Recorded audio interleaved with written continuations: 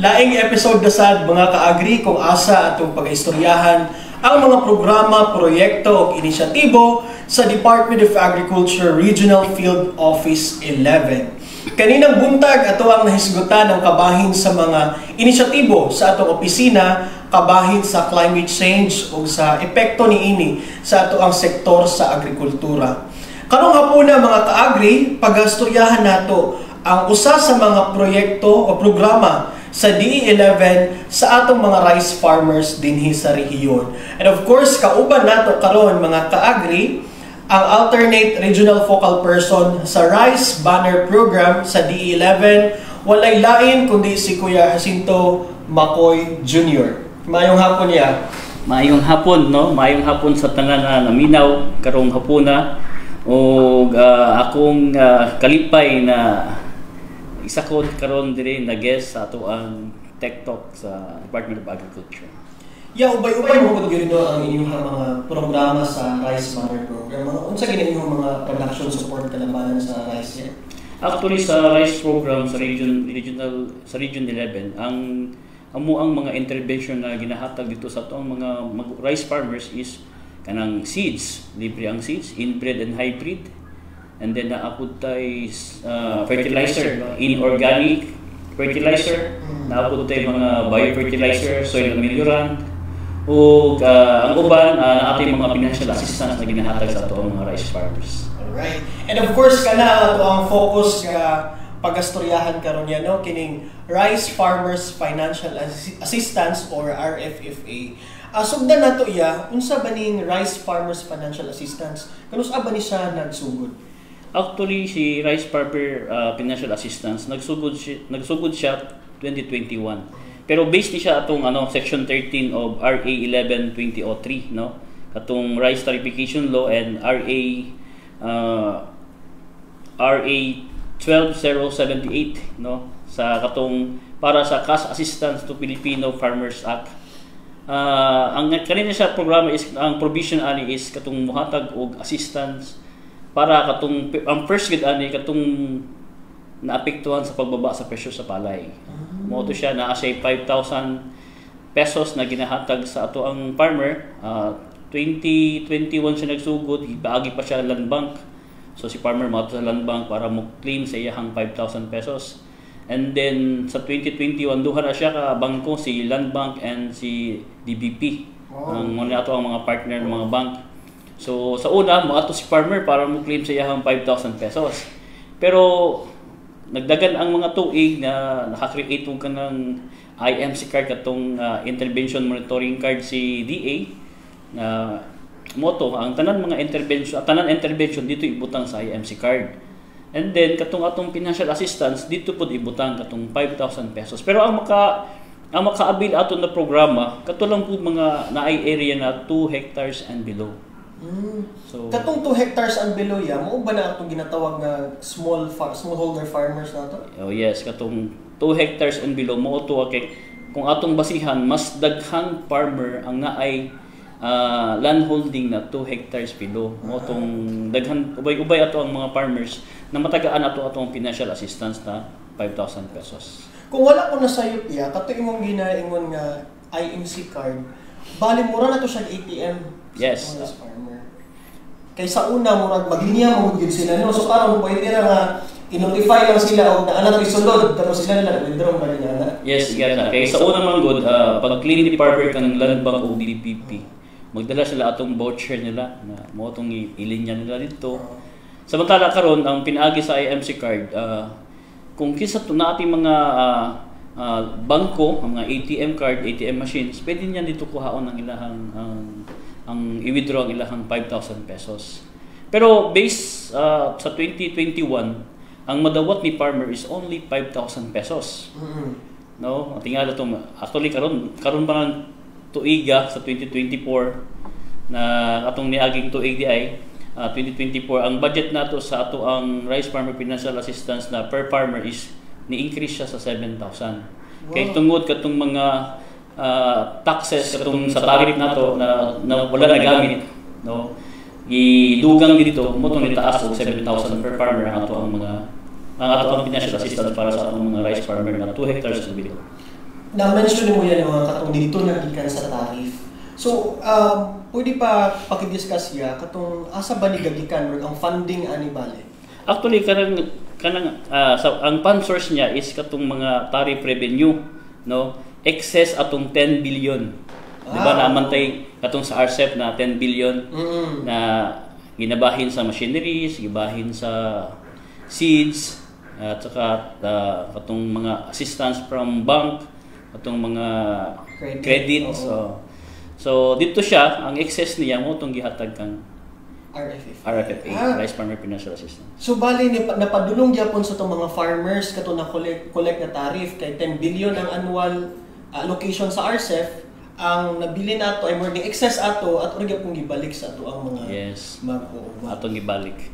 And kung makita nato sa screen niya diri sa imuhang presentation kining mga tariff revenues man nga ito sa allocation ba ni sa 10 billion? Tama ba ko?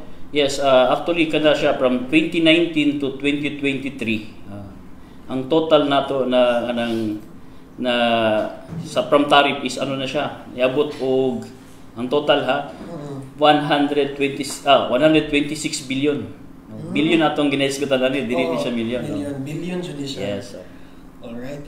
And so far kumusta naman ang inyong distribution and Rice Farmers Financial Assistance? Actually, ang sa 2024, katong last year nato na allocation para sa RFFA, naanata sa kay 51,000 farmers man ato ang naka-allocate no 21,000. Pero only katong na onboarded na 30,000 mo pa lang tong naisulod 30,000 farmers. So meaning naapatay kulang ng more than mga 18,000 farmers na wala pa nato na wala pa gyud. Nangita pa pwede pa sila mo pasok, pwede pa sila mag-submit si LGU sa mga listahan katong mga 2 hectares and below para madugang nato atong mga beneficiaries. Actually dili pa nato ma-hit atong target na 50,000. Naa pa lang to sa mga 30. Okay. It's as of February 2025, so far mo na ni inyong accomplishment to sa inyong distribution aya? Actually, kana na data is tibuok Pilipinas na siya. Sa tibuok Pilipinas yes, from whole the Philippines. Pero si allocation ni Davao region is 50,000, more than 50,000. Mo na siya ang ato ang allocation nato is mga 41,900 mo na ato ang mga allocation karong tuiga. 41. Alright. Kini siya, mao ni siya ang per municipality nato nga distribution niya, no? Tama ba ko?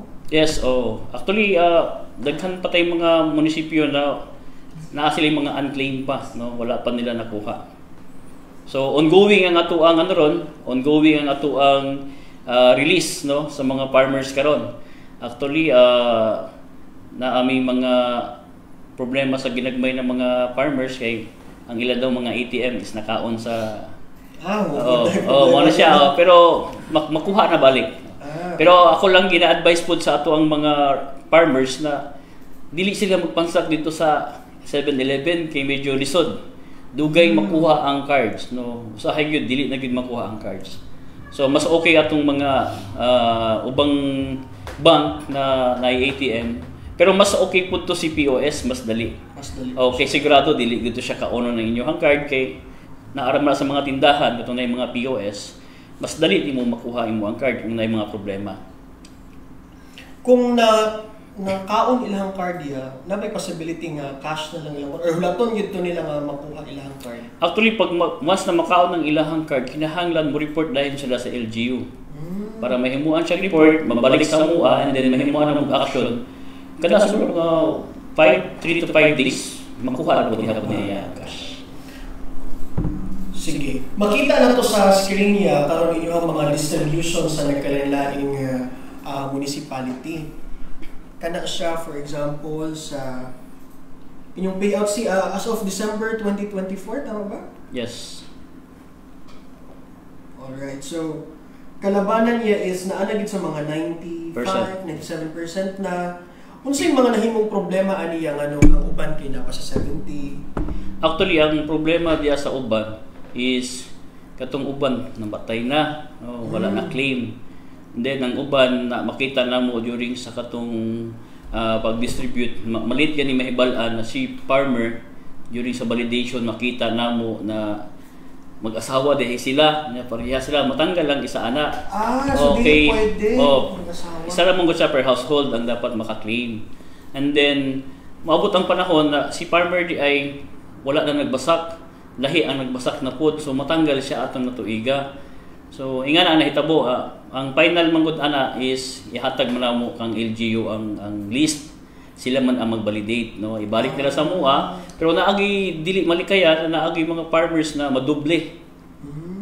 Pero as per kano ang ina-correct, wala nang uban dili gid 100% ma-claim. Ug ang uban diha wala na nag-abroad, dili na nila ma-claim ang ilahang card. So dili nila ma-claim mo ng uban, dili gid ma 100% na claim ang ato ang mga RFFA na financial assistance. Isa ka question ya, kung nakadawat na daw sila laing ng mga ayudan, AKAP, mga AIC na qualified pa ba sila, eligible pa ba sila ang RFFA? Actually, ang ato ang requirements na nani is rice farmer siya, nagtikad siya og 2 hectares and below. Then hantod karon nagaano pa din siya, nagabasak pa siya, nagahumay. Dili siya yung dili siya makadawat gid siya. As long as rice farmers. Yes. Ano siya. And para sa kasayuran sa tanan, no, i-highlight na lang itong giingon ni Kuya Makoy nga naagi validation gikan sa LGU para masiguro nga katong mahatagan mga legit gyud nga mga rice farmers ug katong ning qualified gyud sa tuang eligibility requirements nga 2 hectares and below inagatikad gyud sa ilahang umahan. Actually, si rice farmer financial assistance, siyempre ang number 1 na requirements na is katong RSBSA. So si RSBSA, naanaman tayo data na sa ICTS na to, sa ato ang IT. And then mga yumi og list katong 2 hectares and below. So ma-filter? Yes, ma-filter siya 2 hectares and below, and then i-forward to sa amwa, then mo itong i-forward kang LGU for validation. Okay? Wala man takaila kung kisa ng mga farmers, no? So ihatag na mo kang LGU, ilahang i-validate, tanawon kung kisa itong nagdoble na dito, basi mag-asawa na, tanggalan na, then wala na si farmer, wala siya nag-arise. Okay? Moto, after ato, ibalik po ng LGU sa mua. Pagbalik sa list, amo tong tanawon, ibalik na po naman ng ICTS before naman na i-forward sa central office para mabutangan na og pundo. Yes. Pero sa rice farmer ya, unsa ba kung gusto siya mahimong beneficiary ng RFFA sa mga naminaw karon, muduol lang ba siya sa MAU or magparehistro lang sa RSBSA? Actually, sa karon tanan intervention ni Department of Agriculture kinahanglan naka RSBSA na kita, no. Dito pa lang makita na nato. Bisan pag dili siya ingon pa makaingon tag wala siya nang apply, wala gani sila kabalo na appeal dai sila ani. Ngano appeal manggod sila sa 2 hectares and below. So pag filter na dito sa ICTS na 2 hectares and below siya na belong sa dito, dili siya kaingon na dili siya mo avail. Kay nakapangalan, depende na lang sa iya kung dili niya i-claim. Inga na mahitabo. Kung isa pud to ang rason ngano ang uban wala na claim. Kay naay nakapangalan sa iya pero wala siya nag-claim, wala siya nagka-interest og claim. Okay. So wala na gitong pareho sa una nga magpalista pa dito sa LGU, ipasa pa dinhi, so wala na gid ito. Dili okay. Ang listahan man gud is nagika na sa ato. Sa ato na mismo. Ato lang ibalik sa ilaha for validation. Alright. So far nga, all in all, unsa na ba yung status sa inyong last year, sa inyong 2024 na distribution? Actually, naanami sa 62% sa as of karon. So, ongoing ang amo ang release karon sa mga cards. Napay ubang cards na apod sa amo, wala pa mong nahatag. Kaya amo pang ginabalidate pag-usab, no? Ginahatag na mo sa mga LGUs. Pero ang pamaagi karon lahi na dili pareha sa una.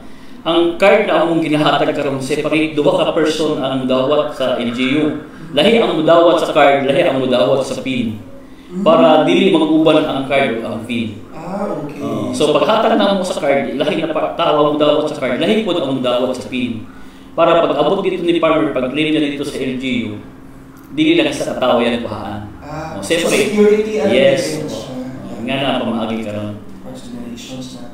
Sa inyong implementasyon, na-mention mo ganyan, ilan mo ganyan katuig since na-start ng RFFA, unsa ba yung mga nahimo ninyong mga bottlenecks o mga challenges sa implementasyon sa RFA? Actually, itong pinakaunang yun is na ay ubang mga farmers na wala sila kabalo na appeal di ay sila, no? Na ay mga beneficiaries na unaware sila na na-add sila sa listahan, no? Yan ay ikaduha usahay ang farmer pod kay naa kabalumantan ang ubang LGU, ubang mga munisipyo walay ka ng USSC, atong Western partner nato na partner nato na kanang fintech partner nato sa pag-release aning cards o ano. So kana isa ang ato ang problema o kana tungod si farmer sa una nagtikad siya nya nagbaylo-baylo gani bali kung magsuon mo siya karon ang nagbasak sulod cropping lahi na pod o so mag-usab-usab ang beneficiary so siya mawala na pod mapulihan na pod siya og lain. So inga na ang kadaghanang problema din ang uban pod siyempre si farmer na siya ang card nahatag na namo mawala ang card or si farmer pod makalimot siya ang pin. Oh so kinahanglan siya mag-change pin. Then naapoy farmer kay wala pa gani sulod ng ilahang card magbalik-balik og pansak sa ATM. Mo to ako ang ginaawhag ng mga rice farmers nato ayaw sige pansak sa inyong ATM kay kung wala pa yung mando na naanay sulod ng inyong IMC card. So kato nakahaon hantod sa kadugayan wala na lagi kuha. So inga na mga problema namo. So magbago na pud sila card, magbayad na pud sila. Okay, inga naman ang mahitabo pag mawala ang ilahang mga cards. Sa inaani nga mga challenges sa inyong distribution implementasyon sa RFFA unsa bay mga strategiya nga inyong gipatuman or ginahimo para mas smooth na ang dagan sa inyong distribution? So among ginabuhat karon gina-inform namo si DA, si LGU atong mga partner na LGU na kato during sa validation dapat i-secure nato na pag-validate nato tama to atong gitagaan unya dili madoble dili to mag-asawa kay mao man ang mahimong issue no mo na among ginapalingkamutan na ibalik yun namo sa LGU tanan ng mga cards ang listahan before namo siya before pud mi magpahibalo ay kabalo ko si farmer mas mauna pong makabalo sa mua na naisulod ang ilahang card sige sila testing sige sila balik-balik so karon nagahinahinay mig balik sa LGU sa mga farmers amo pud ginabalidate kung tinuod pud ba na naa pa sila rice area kay naa man gud ko usahay ma-interview na wala na gid sila rice area. So karon gina-hold namo ginakuha namo ang card so ginatanggal namo sila kay kanina programa is para katong mga rice farmer na nagatikad og 2 hectares and below. Unsa ba kakuan niya kanang unsa ka dako pud kayo og role of responsibility ang LGU gid ani no? Sila ang pinakadako kay kita sa regional office wala man gud ta kay ila sa farmers. Kung wala pud ta kabalo kanang farmer kung tinuod ba na naga-rice siya. O inga na pud kadako ang iyahang area no. Mo ni ato ang requirement nato si RSBSA man dapat naka RSBSA. So ang halos ang naka-RSBSA sa tuwa karon na geotag na pud ang ilahang mga areas. So ang problema lang na medyo lisod kaayo i-geotag is katong mga upland rice areas nato. So mo nang amo ang isa na paningkamutan na makita pud namo na kung si farmer yun ang amo lang ginaawak sa mga farmer na mutukan na lang gid sa tinuod no. Okay para kabalutan na nag-rice pa sila. Ang katong ingon mo ganina sige nila balik-balik og sulod niya kay bisag wala pay announcement kinsa ba gid ay ga-announce gid usually nga naa na sulod ilang ATM. Actually magikan na sa MUA. Mag-send mi og letter sa LGU na naa na sulod. Pero nati panahon manggod na dili manggod dungan masudlan ang card. Ang card na naa sa ilaha karon dili man tanan dungan masudlan. So wala mi naga-announce og na kay by transman siya pag-load no katong top up pa lang ang sudlan. So luoy pud tong ubang farmers na mupansak na wala pa di ilahang pangalan. So nagahulat mi nang masudlan tanan before mi maghatag og letter dito sa LGU pero ang nahitabo manggod karon si farmer mismo ang una sir naa na lagi sulod ang mga card. Mas una pa sila so kato nagpaspas mi pahibalo na naanay sulod ang card. Actually naa na gid sulod ang card. Wala lang namo gi-info sila kay tungod kulang pa. Dili pa tanang farmer. Yes, so para walay daghan issue nang walay sulod ako ang card sila na. Okay, magreklamo man gid ako ba wala pa sulod. Magreklamo gid sila.